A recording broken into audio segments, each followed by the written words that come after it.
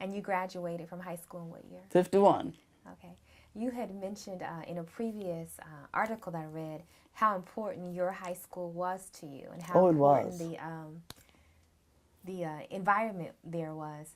Tell me about that environment and how that environment prepared you to support your children to go to the type of schools they went to. You know, we had a principal by the name of Maud Brown. Oh, she was assistant principal, Maud Brown Porter.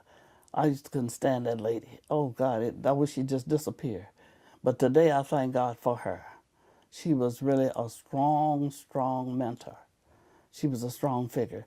She knew every student's name out of 300 some students there. She knew everybody's first and last name. And the teachers there loved us. If you could not get the assignment that was given in the classroom, it was nothing for them to stay after school. Miss Saunders or Mr. Brown or some of those teachers during that era, Miss Forrester to stay, Miss Boland, any of those teachers would stay and explain it to you and go over with you until you got it. And it wouldn't be any problem if they would drive you home. If you lived too far or if you didn't have bus fare or something, they would bring us home. And they were glad to call parents and talk to parents about what you were doing. And we were all there at Central High School. Now, Central was the only high school for African Americans. The private school was right down the street from Central on 8th Street, right across Broadway, near Liberty. It was called, across Walnut Street, next to Liberty. They called it Catholic Colored High. Bless their hearts. And but we loved Central because we were all there together. We were neighbors. And during that time, everybody looked out for everybody. Even parents looked out for one another. And I guess in their minds way back, they were thinking that, we're all in this together.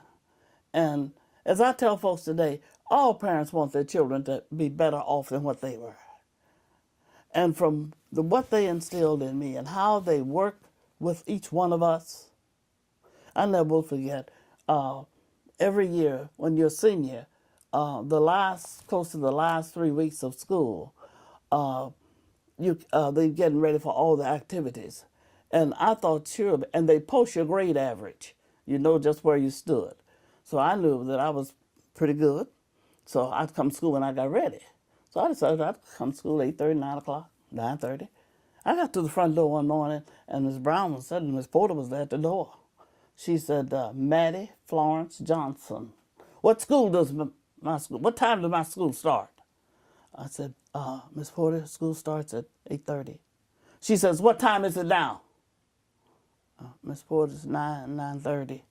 She says, let me tell you something. Just because the average is on the board and you think you're getting ready to graduate, don't misunderstand that and think that you can come in my school anytime you get ready. She says, don't let me see you coming through that door anymore. And she would do football players the same way, but didn't make any difference. She loved us. And we knew that although they fussed at us like they did, but the love was there. You could feel it. The love was there. And that gave me the determination and the determination that my mother and father had for me to get an education. Even my brother. My brother had said to my mother, Mom, I don't have to go to college. That's for Mattie Florence to do. The women need to get an education. So my brother didn't go to college. He went to work when he graduated International Harvester, 1947. 47, 48, he went to the International Harvester. And he would help me with my schooling. That's the first one that had money to help my mother and father for me to go off to school. Now, why did he think that the girl needed an education? Had to be on the female. I don't know why his thinking was like that. I guess with me being the only sister and his little sister and all, that he too wanted the best. Yes.